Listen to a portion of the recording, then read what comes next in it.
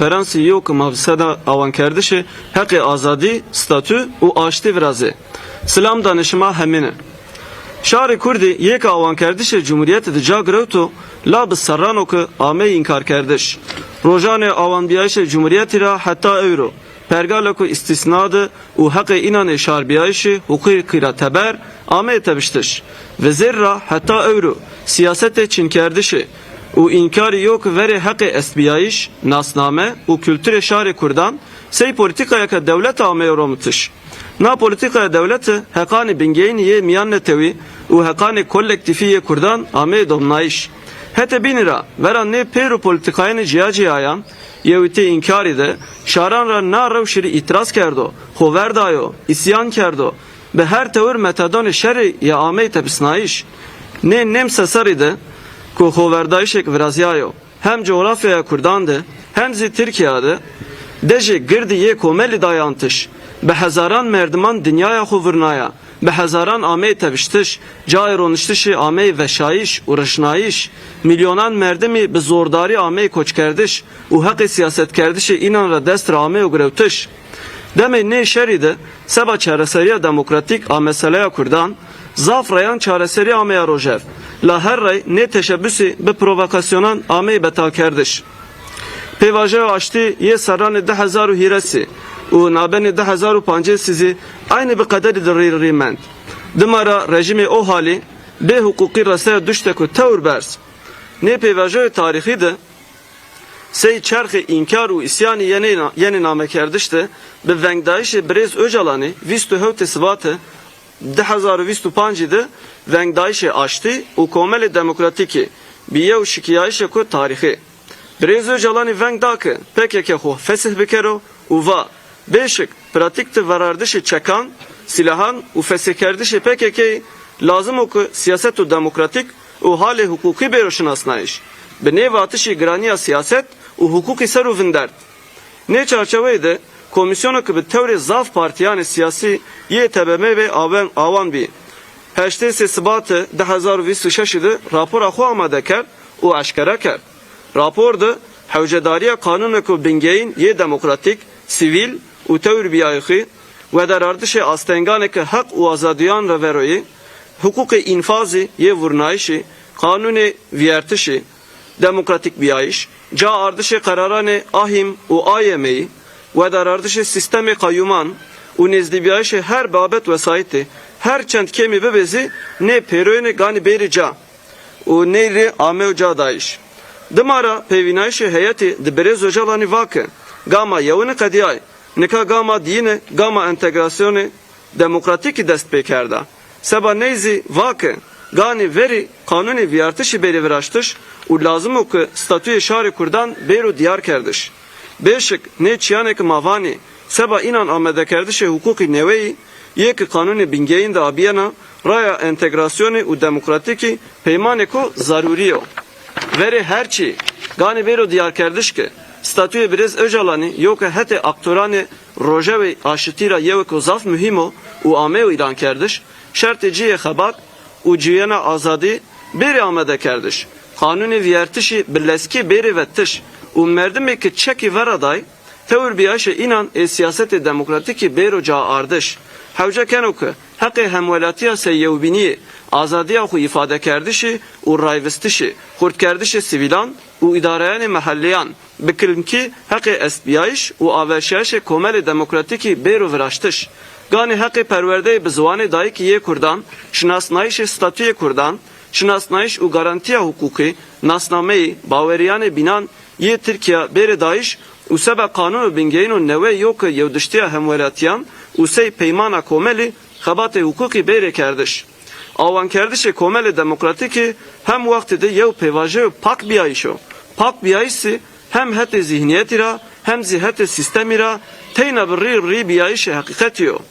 Na çerçevade gani kode hukuki ye asayiş peresti, cinsiyet peresti, netev peresti berica verdayiş. Hukuke ku neve, azadi u sey pebiyayişi ciniyan esas bigiro.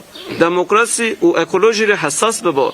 Gore hekani bingeynan u azadiri bero avan kerdiş ki navdo bibo yev hizmete ku pil.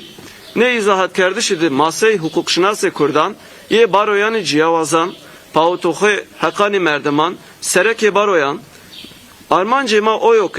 Şare Kurdi yek sasara yevne de teberi hukuk devamı verdayış sasara da dini de deke ve zaray hukuki uçaresariye mesela Kurdi de reyne hukuki hurt bir kere. Neyse medirazi bir şiare hukuki ko demokratik seba azadi statü u açtı. Ma rojane 4 u 5 Temmuz 2026 de Ahmet'te konferansı hukuk şinasane Kurdani demokratikan doveraze. Ma neyse medira veri hukuk şinasane Kurdan u dumara peru hukuk şinasane ke baveriya xo be açtı u çaresi reya demokratik ani pautohe hakani merdiman rayvistişane hakkı u ek hukuki yema davete konferansı xo kene. Vistude Aşma Gulanı 2026 Komisyonu Amedekar ye konferansı hukukşinasane Kurdan demokratik.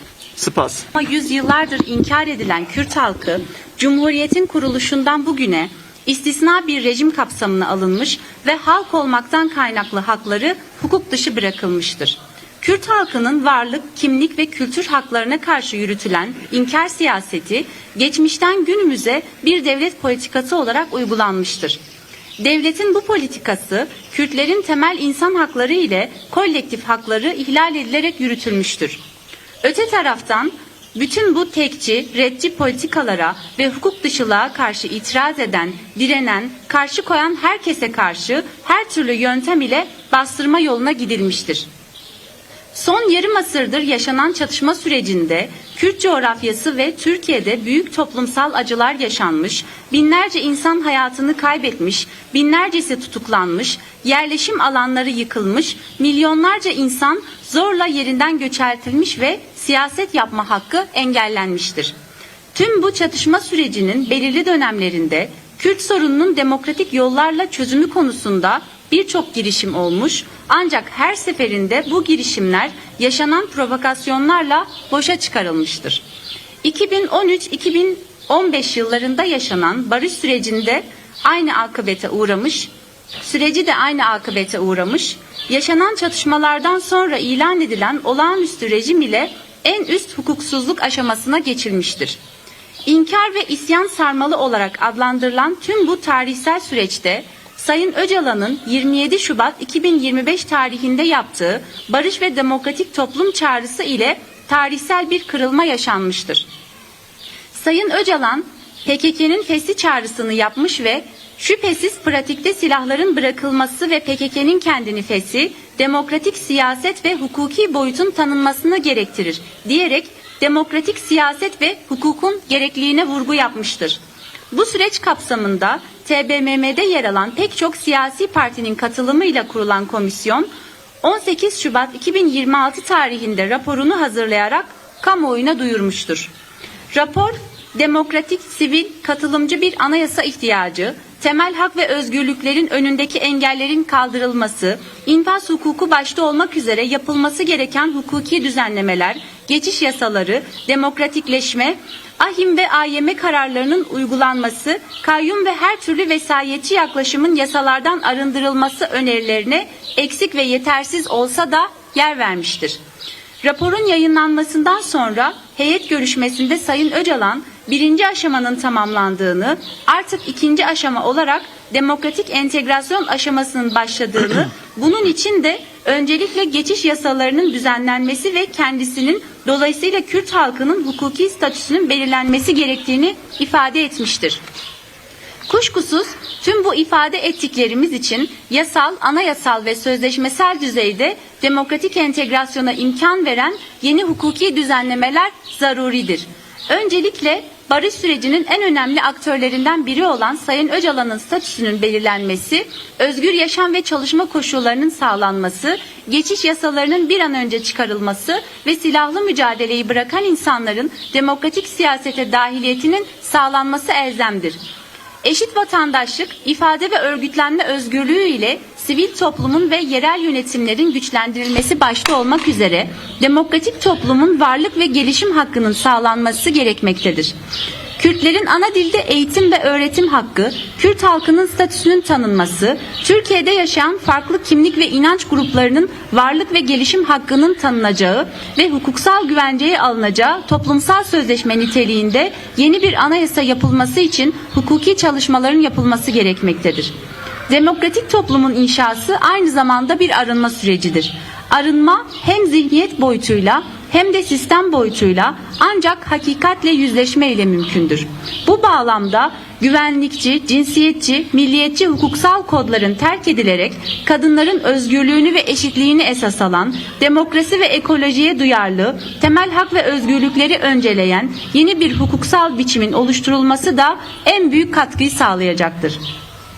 Bu açıklamalar ışığında çeşitli barolara üye Kürt hukukçular, insan hakları savunucuları ve baro başkanları olarak Cumhuriyet'in 1. yüzyılında hukuk dışı bırakılan Kürt halkının Cumhuriyet'in 2. yüzyılında hukuk kapısından içeri girmesini sağlayacak çalışmalara katkı sağlamak ve Kürt sorununun çözümünde hukuki boyutun tanınmasına ivme kazandırmak temel amacımızdır.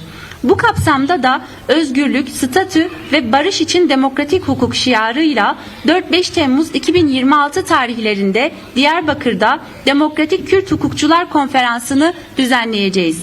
Bu vesileyle de Kürt hukukçular başta olmak üzere barışa ve demokratik bir çözüme inanan tüm hukukçuları, insan hakları savunucuları ile hak ve hukuk örgütlerini konferansımıza davet ediyoruz. 22 Mayıs 2026 Demokratik Kürt Hukukçular Konferansı Hazırlık Komisyonu.